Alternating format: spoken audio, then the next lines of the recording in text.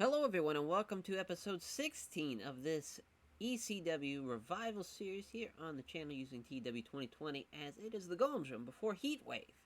How fun, how exciting! We have got a triple threat main event pretty much lined up, it looks like, with Brock Lesnar going to defend his ECW championship against Kenta and Bubba Ray Dudley, so that should be a pretty fun main event, all things considered. Got a tag title matchup of Bad Influence, Christopher Daniels, Frankie Kazarian, taking on the Second City Saints of CM Punk and Colt Cabana. And we'll also have a women's championship matchup of Paige and Becky Lynch. Obviously, a much, not in her prime Becky Lynch, but still Becky Lynch nonetheless. And I think as far as a show goes, that's a pretty solid three. Then we also have Tommy and the Tommy Dreamer for hopefully maybe the final time, fingers fucking crossed, for the network championship and so much more. We got some other matches up our sleeve here.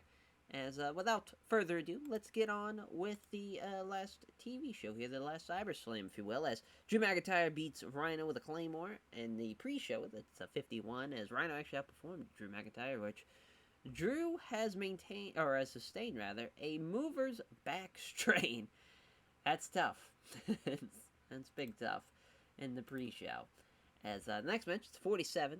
As wow, Tommy Inn was the worst guy in the match. that's great. As Tommy Inn gets the pinfall after after Yoshihiro Tajiri hits the mist on Kaval and then Black Mass him as Homicide with a 57, 53 for Kaval, 44 for Tajiri, and then a 35 for Tommy End, who's off his game. That's big tough, big tough there. Got the Cyber Slam intro as always. I don't know why Cesaro doesn't have a picture. That's weird. Oh well, as we keep it going with the actual show, it's a backstage interview with Steve Richards. Got Paige in the backstage area, just kind of talking about what she's been going through after the last time we saw her at a CyberSlam. It's getting stretched out of the ECW arena, and how she went through the Fans Bring the Weapons match with an injury and still walked away as champion with Melissa Anderson, and just kind of talking about Melissa Anderson's recent, matches where she's lost to her and she lost to Becky Lynch, and then now what's going on with Melissa Anderson, kind of the psyche of her, and what's her plans for Becky Lynch in their upcoming matches. Kind of like a standard little before the title match type of interview with Paige, and just trying to get her on the show and getting her back into the swing of things as well. So I got a 38. Not an interesting way to open up the show. As then the next thing we do, it's the Pulp Fiction promo. As we have a promo from Bubba and Devon. Bubba is, they're in the locker room area. Bubba and Devon. Bubba's hitting fucking lockers. He is pissed. And he just cuts a promo on Brock, saying that, finally, I'm going to shut that big mouth of yours. Comes Heatwave. My prayers have been answered.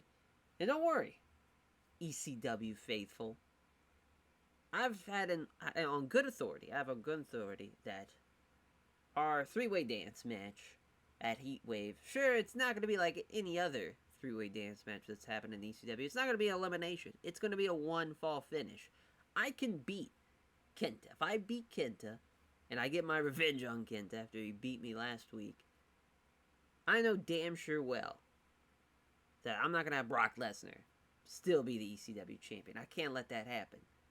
Not for this brand, not for this company, not for all I've achieved in this company. And I get to achieve something I never did achieve in the original ECW, and that's being ECW champion. My brother Devon gets to take care of Takayama tonight. We beat him 2 weeks ago. Kenta and Yoshihiro Takayama. Now Devon gets to take care of Takayama. Do something that I didn't even get to do, and beat Takayama. But he's just focused and is ready to take that ECW championship away from Brock Lesnar.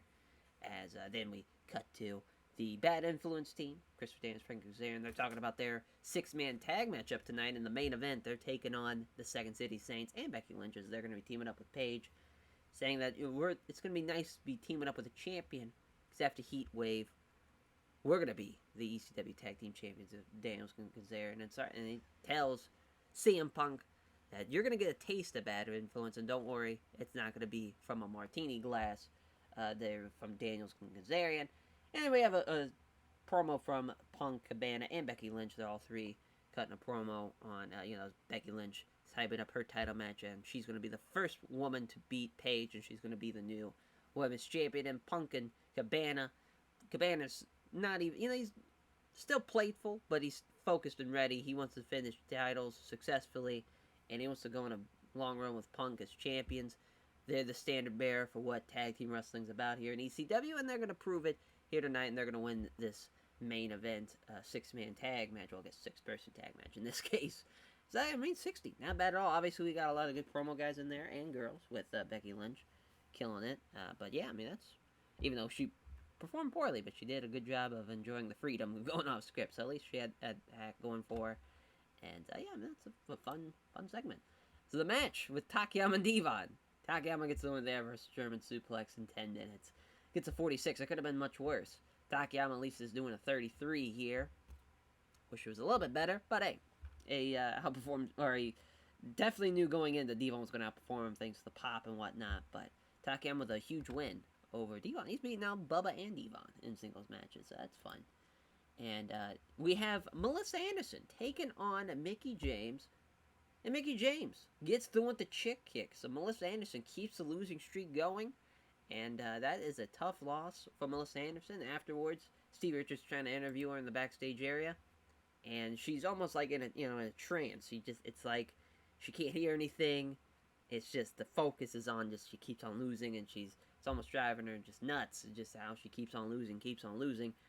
And Stevie tries to get an interview out of her, and finally she just snaps, takes Stevie, throws him into like the backstage area set where they just have like the ECW banner, throws him into that, and finally she's got officials, she's got Brian Cage, like she's got like 4 or 5 people ripping her off of Steve Richards as she has just really lost it, and it's the losses are getting to her, and she's not her same cool, calm, collected self, and is letting the losses get to her. Just some simple storytelling there. We're not trying to reinvent the wheel with that segment. That got a 28, or someone that would do a little bit better, but alas, it did not.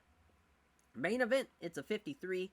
Ooh, I thought that having enough time between the stuff would have helped as far as not the crazy succession matches, but nonetheless, it's still a solid main event. I mean, Paige was off her game and would have had this match be a little bit better, but she almost outperformed Cabana and Kazarian. Punk carrying this one for sure with an 82. Becky Lynch with a 33, as Daniels actually pins Cabana with the Angel's Wings. And that's maybe a little sight to come before Heatwave, as maybe Bad Influence will get the win, as with Daniels hitting the Angel's Wings on Cabana and becoming the new ECW Tag Team Champions. We shall see, as that show did okay. It was a 54. I think really what saved it was the Pulp Fiction promo, it being a 60, and also the best thing was the intro, which is fucking hilarious. I was hoping the Melissa Anderson segment would have not done a 28. I was hoping for like a 30s or whatnot. Takayama and Devon was the worst thing we did, including the pre-show. Figured that was going to be bad, but just for storyline purposes, we need Takayama to do some stuff. And it felt like that was the perfect time to do it on this show. Sure, we could have done a Drew McIntyre Rhino match, or even Homicide Cavallo against Quick Death, since we didn't have the network champion have a match. But still, having Tommy End and Tommy Dreamer, Heatwave, we still got that, so that didn't really want to have him defend his championship, but at the same time, we already know it's been announced that him and Dreamer, one more time, this time for the network championship, so maybe afterwards, maybe we'll start having Cyber Slams be main evented by Tommy End, being in the main event and defending his championship. Who knows, though? Obviously, with his rating, it's a little awkward, because it's still, like, in the 30s, but, it's...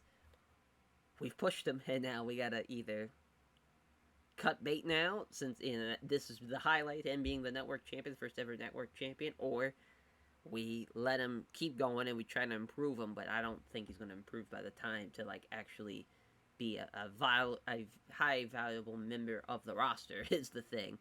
But it's still somewhat early in the mod, a couple months in. That will do it for the Go Home Show. Thank you all for watching. As we got Heatwave. It's crazy how fast we kind of move along through this series, but I think as far as the Heatwave show goes. It should be fun. Should be a fun show. Should be a solid main event. Lots going on, you know, as far as ECW. Feel like we haven't been making a lot of money, but we haven't lost a lot either. You know, we've lost every month we've lost money, but at least last month we only lost 64,000 and not 200,000. I think the biggest thing is obviously Brock's contract, because he gets paid over $120,000 per month, and half the time we don't even use him, which is just hilarious when we should really have him be on like a per show deal. But nonetheless, it comes with the mod, comes with the territory. But yeah, Heatwave's the next show. Fingers fucking crossed it's a success, and we keep it going. So yeah, we'll catch you guys there. Take care, everyone.